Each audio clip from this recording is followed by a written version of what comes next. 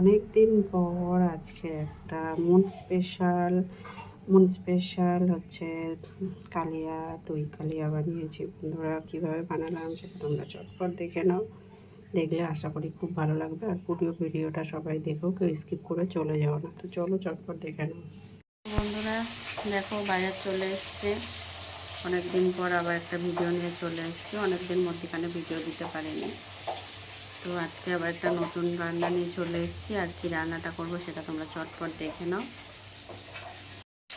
দেখো, আজকে সব কাতলা মাছের পেটি নিয়ে চলে এসছে। মাছগুলো ভেজে নেওয়া হচ্ছে প্রথমে। মাছের পেটিগুলো কিন্তু অনেক বড় বড় সাইজের।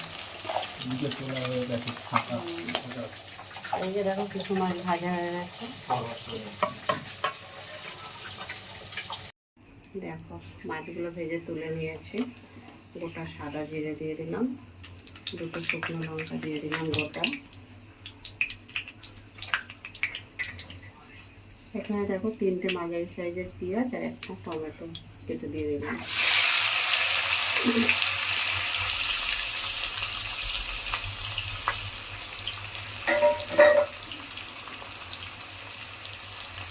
পেঁয়াজটা বেশ ভালো করে লাল লাল করে ভেজে নেব।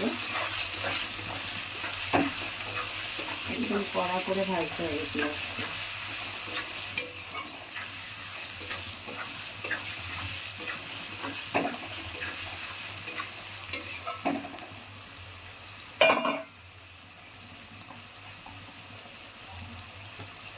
নুন দিয়ে দিচ্ছি স্বাদ মতন।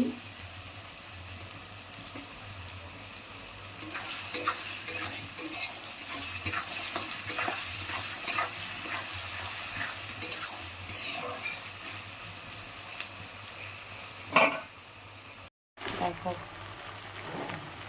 আদা রসুনের পেস্ট দিয়ে দিয়েছি।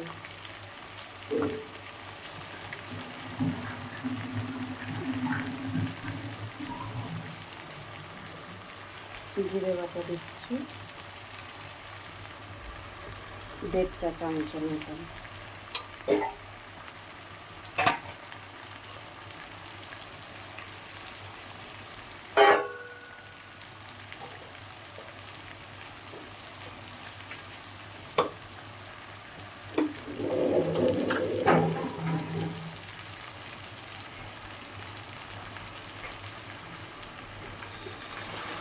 মিক্সির বাটিতে ধুয়ে একটু জল দিয়ে দিলাম।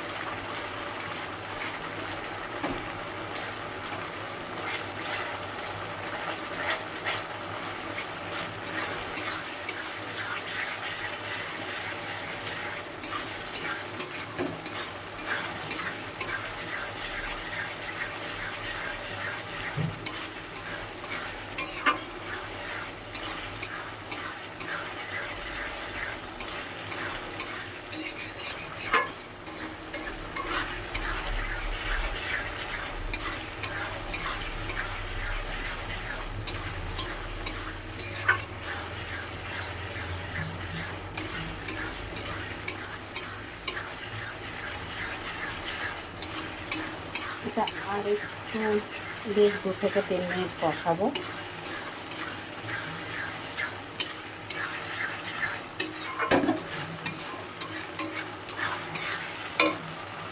তো দেখো, এখানে হচ্ছে নুন আর হলুদের গুঁড়ো দিয়ে দিয়েছি পরিমাণ মতন। খুব বেশি ঝাল করবো না দই কালিয়াটা। আর দেখো, মশলা টশলা কিন্তু আমার খুব ভালো করে কষানো হয়ে গেছে। তেল আর মশলা আলাদা হয়ে যাচ্ছে, এরকমভাবে কষাতে হবে।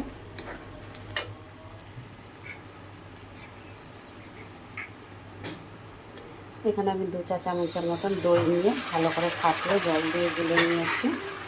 দইটা কিন্তু ভালো করে ফাটাতে হবে, ফাটিয়ে নিয়ে তারপর জল দিয়ে গুলে নিতে হবে। আমি তাই করে নিয়েছি।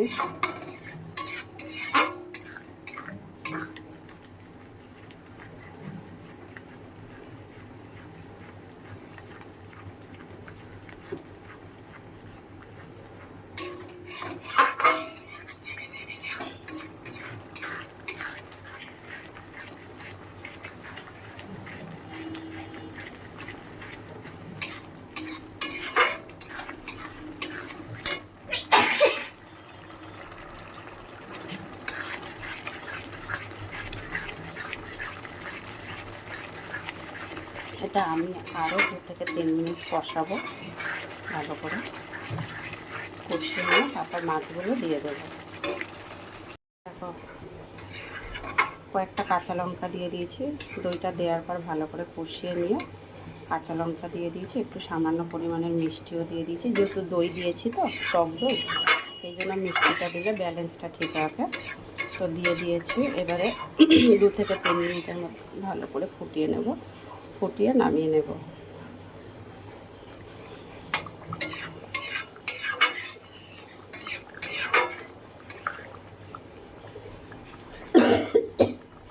দই কালিয়াটা এইভাবে রান্না করতে বন্ধুরা, যারা না খেয়েছো এখন অবধি খেয়ে দেখো, খুব ভালো লাগবে, টেস্ট লাগে, কোনো রকমের একটা টক টক মিষ্টি মিষ্টি ঝাল ঝাল একটা টেস্ট লাগবে, খুব ভালো লাগবে খেতে। আর সবসময় দই কালিয়া করতে গেলে এই পেটির মাছ হলে খুব ভালো হয়।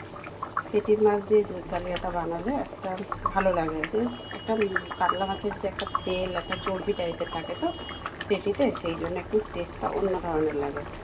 তো দই কালিয়াটা এইভাবে বানিয়ে খেয়ে দেখো বন্ধুরা। আর যারা আমার ভিডিওটা দেখছো ইউটিউবে, তারা অবশ্যই একটা সাবস্ক্রাইব করে দিও, নতুন বন্ধুরা সাবস্ক্রাইব করে পাশে থেকো। আর পুরনো বন্ধুদেরকে বলবো পুরো ভিডিওটা দেখার জন্য অনেক অনেক ধন্যবাদ, অনেক অনেক ভালোবাসা।